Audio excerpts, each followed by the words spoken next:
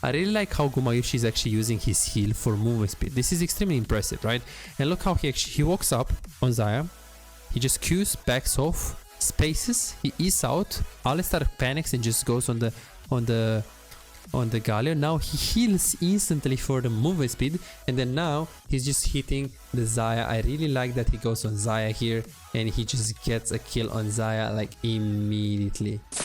What's going on, guys? Besides here, in today's video we're gonna analyze Gumayusi early game, recall timings, wave management, how to trade, how to storm the lane phase, how to poke, when to walk up, when to. We're gonna talk about a lot of things in this game, and we're gonna analyze what Gumayusi is doing, how he wins, and his tricks and tips for the laning phase specifically. So he actually picks Kai'Sa pretty early into the draft. He saw Lucian first pick and he was like, okay, you pick Lucian, no problem, I'm gonna go Kai'Sa instantly, because I saw that my support wants to go for an engage, and I saw that also my top laner hovered his Sante. Usually when you pick Kai'Sa, you really want to make sure you go and you have some engage. Yes, Kai'Sa with Yuumi is bad, Kai'Sa with enchanters is bad, but usually if you have a jungle or a mid lane or a top lane that has a lot of setup, you could also pick Kai'Sa with Lulu. Let's say you have Lulu in the support department, but then say, okay, you play Kai'Sa, and let's say your pick is like Lulu mid lane. I mean, it's not that bad as long as you have like Lissandra mid lane that has like the ultimate and she can set up you really easy, and you have maybe like an Ornn. So the rule that I use is that if you have an enchanter support, you should pick Kai'Sa only if you have jungle, top, mid lane, minimum 2 champions that are actually gonna be able to actually set up for you. Like maybe if you have a Gragas or maybe a Hecarim, and then a mid laner that can also set you up.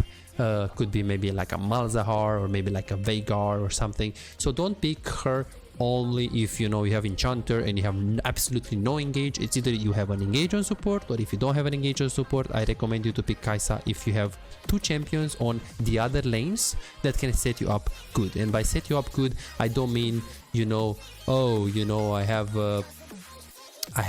you know, Briar E setup, but that's not a setup. It's something reliable, something that I can play around, you know. So let's take a look at this laning phase. I don't know why he actually doesn't go for a cleanse against Elise. Maybe he was actually I think he played that mini game in Q and he wasn't really paying attention to the game. I personally think that against Elise you always, no matter what, go cleanse, because she can just flash on you and she can camp you. This thought process is probably, okay, I have Galio, it's challenger, he's most likely gonna tank them Elise cocoon, and always Galio is gonna be forward, he will get aftershock, so he's also always gonna be in front of me, so I get heal, so I can protect him a little bit more. And then obviously if I can protect him a little bit more, I also will have a very high chance to just hit the closest target and I just go on them. Obviously Ghost is extremely good as well in this meta. But if you know you have to fight and you're gonna fight and it's gonna be a lip in the laning phase, you're gonna fight really hard, then you can go heal. He probably thought it's Lucian Alistar, because then it would make total sense to just go for the heal here. Obviously you go heal in the lanes where you're forced to fight a lot. Same thing on Caitlyn. You play Caitlyn in challenger, most of the challenger players, they get ghost, but if they play against like the, you know, a big lane like Draven, Tristana, some of them would actually go for heal just because the enemy matchup is actually engage, or they're a bit scared of their 2v2, let's say Lucian, Nami or stuff like that. I like that they don't leash. Again, same trick in high-low, we don't leash. They want to get prio, especially against Alistar, and they just stay into the brush. I like how the guy spaced the Alistar Q. He also used the Q very, very well, and I like what Gumayusi does right now. Do you guys see that? He's spacing really well. He's spacing really, really well here. He's pinging on my way. He's spacing really well. I don't know why Xayah walks up this aggressive. One, she has Khal. She has Khal, which is completely grief against a Galio. I don't think they're gonna play safe. 2, why would you fight if you don't have W as Xayah level 1? Gumayusi heals for movement speed. She cleanses the ignite, the Xayah. Of course, we're talking about challenger, Korea, so they instantly cleanse. They know these things. You know what Gumayusi is gonna do? They're probably just gonna zone. I don't think there is a reason to actually hit the minions. They're just gonna zone. Try to go on Xayah. Now she has no flash. This is very worth. This guy probably has Hextech flash, so I am most likely sure that this is extremely worth it. Some people will argue that no, man, it's not worth it because they have Elise in the jungle and Alistar, so they have a good setup to actually kill Galio. You're right. If you're smart, if you're thinking about that, I simply do think that they can just 2 versus 3 very easy. And look at this. This is just absolutely insanity. Like, he walks up and look how easy they dive on Alistar. I would never be. Look at this. Q auto, he goes melee, W, pop, pops him, and the guy just eats out with the with Galio. And now what Gumayusi is gonna do, he's just gonna zone this Xayah over and over again. Are you an AD carry main struggling to make an impact in your games? Is your damage output disappointingly low, leaving you feeling frustrated and powerless in the role you love? Introducing our specialized coaching program designed to supercharge your AD carry performance. Imagine a world where your damage, decision making and farming skills are 10 times better and the outcome of your games is no longer left to chance. Meet Chase, just like you, he was once stuck in the same position, facing low damage and inconsistency in his games. Let's see what happened after his coaching experience, from Diamond 4 to Master Tier. Wow! And here is Jordan and Brett, both transformed into formidable AD carry after the coaching session. These success stories aren't just isolated cases, they are a part of a community of over 3,243 players who benefited from the coaching program. If it worked for them, why not for you? Picture yourself as an unstoppable AD carry. It's not a dream, it's your potential with the coaching session. Don't wait any longer, visit Visai.com, book your coaching and become the AD carry the enemy team hates to play against. Again, I don't know why Xayah actually fought level 1 with Xayah. Xayah is one of the worst champions with Twitch level 1. If you start Q, you don't have damage. Now Gumayusi is gonna recall from a spot where he's not stoppable, because obviously if Xayah is stopping him, it's gonna be very, very bad. And then he is just gonna recall. Xayah didn't even push one more wave, which is in my opinion bad here, because the wave is slow pushing into Kai'Sa. So what Gumayusi is gonna do is most likely gonna let the waves come into him, especially because his jungle is close proximity. So I think this is a mistake from Xayah. Of course, we're talking about a challenger player, so the reason why he did it is probably because he thought that if he's gonna try to push by himself to crush Galio / Kai'Sa, since this is Gumayusi, the Xayah thought that Galio is going to cheese. So this is why, in my opinion, I think he tried to do that. Let's see if Gumayusi is going to try to freeze here. Most likely he's going to freeze. I like that he's hovering. Do you guys see this? I see this in low elo a lot. Oh, should I get the farm or should I help them? You should help them. It's good. You can keep the freeze. Like Gumayusi keeps the freeze here, but he walks up because he sees the fight right here. I don't like that he's not really watching the fight a bit faster, because we can see the Alistar HP. We don't see it. He was probably looking at the chat, so it's normal when you're streaming, it's hard, but he was hovering the play. And now since the play is done, he still has, this is not really a real freeze, but he has somehow a slow push into them, kind of positive wave. It's close to his tower, so it's not bad at all. So I like that he wasn't really like the low elo AD carries that are like, okay, I'm not gonna follow, I will ignore. No, you don't ignore. And look at this as well. This is very smart as well. Look at this. So he knows that Galio is in the brush, and he knows that Xayah knows that Galio could be into the brush. So look at Gumayusi clicks. He's clicking back. This is a mind game, guys. He wants to think. He wants to make Xayah think. Look at Gumayusi's clicks. There is no reason for him to actually click back. He's clicking back. But now he walks up exactly when Galio walks up. So he wanted to mind game the Xayah. Because if I'm Xayah and I look at the Kai'Sa and I see she's backing off. If I see she's backing off, why would I not? If I'm Xayah, I'm gonna be like, oh, Kai'Sa is backing off. I'm sure Galio is mid lane. But no.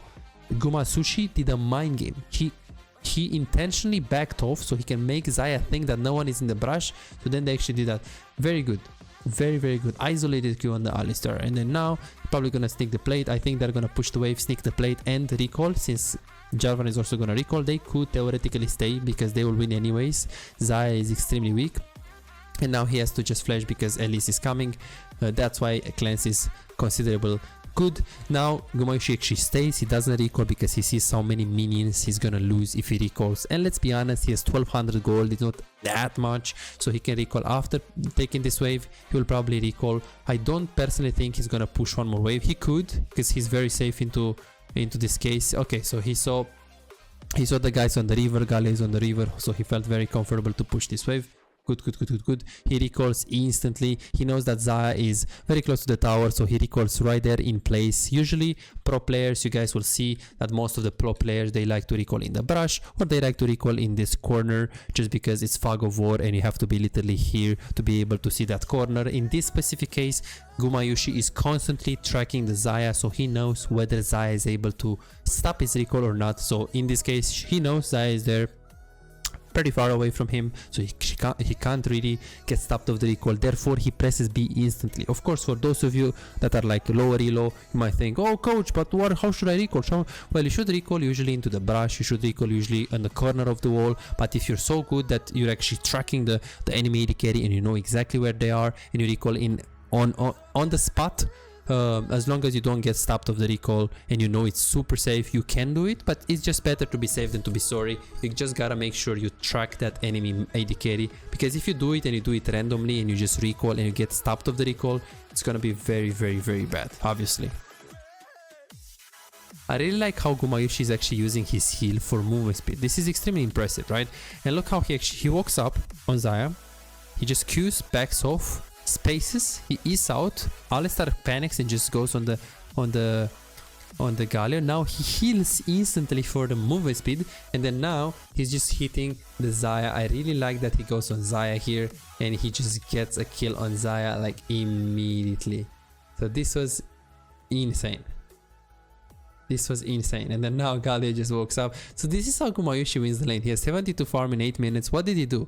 Well, first of all, he had a good synergy with his support. He was always pinging, but even though his support was actually, sometimes he would listen, sometimes he didn't listen, but Gumayusi was always, as he was pinging, he was also walking up and hovering. He wasn't just pinging and hoping that his support is walking up like many people actually do in lower elos. So that was good. His spacing was very good. I think that he actually spaced on Xayah extremely good. He used his range in his advantage and he poked her very well. I like that he always got priority level 1 and he hits the minions constantly. So by hitting the minions constantly, obviously it's very, very easy to be able to poke the Xayah. So this is what he did, and this is how he actually won this laning phase. We can see that Xayah has around 50 farm in the lane, around 55 farm right now.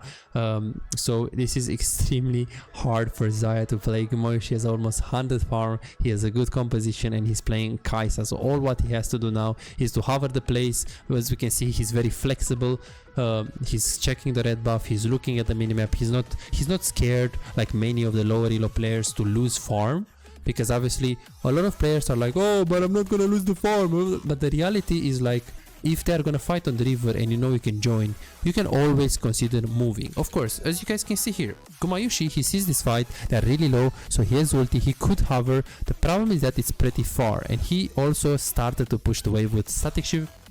If the fight was a bit closer to him, let's say in this circle, he will most likely just give up the wave, because this fight is urgent. But this fight, so every time when you want to fight and you want to follow fight, you should actually respect two rules: the urgency rule and the distance rule. The urgency rule is basically when your teammates already are inside of a fight or they are about to start a fight in like 2 seconds, you can consider giving up some minions on the wave, as long as it's not too far. For Gumayusi here, it was far, so not too far means basically this angle, because he has ulti basically until here, right? So he's thinking, hey, if I take 3 seconds to move towards there, can I ulti? So the answer is not really, because this is a bit too far, so he has to walk like 7 to 8 seconds, so he doesn't move. So very simple rule. If you're asking yourself, when should I follow, when should I not follow, it's very simple. You're following fights that are urgent or fights that are extremely close to you. So if the fight is urgent, they are fighting there, they are already fighting there, and it's close to you, giving up some minions should not be your concern. If the fight is far from you and you already started to push the wave, or you know you're directly losing some minions and you have a big wave into the tower and you see the fight is very far, it's better to just take the farm and not follow. So it's distance rule and urgency rule. And obviously it also will depend a lot on how many minions are going to lose. You need to pay attention to the minions, because of course if you have a minion wave big into your tower and you're farming it, you can't follow. But if the minions are in the middle and you're just going to lose like an average amount of minions, then that's fine, you can follow. And now, as we can see the rule, he got the tower on bot lane, he grouped mid lane after the tower bot lane was gone. That doesn't mean you always need to get the tower bot lane before you go mid, but that's preferable.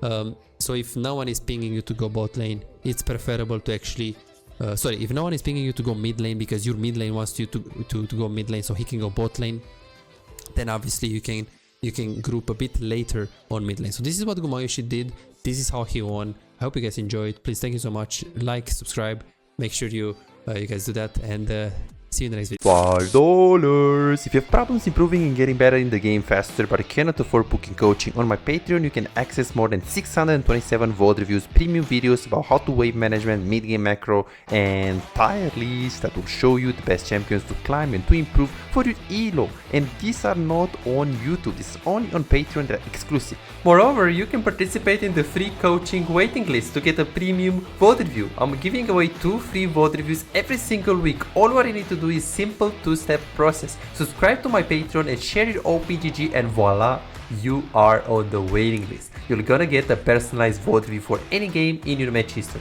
For just $5, you get not only the free VOD review, but a whole bunch of exclusive benefits that will supercharge your gaming experience. It's a small investment for a big return. And it's just $5, it's no brainer, right? But here is the deal, you've got to act quickly. The waiting list is already filling up fast. 55 people already subscribed to the Patreon, and there are 6 people that they already are on board, they are on the waiting list. And more are joining every moment. Now, do you want to secure your spot for a free VOD review? Go ahead on my Patreon and reserve it right now.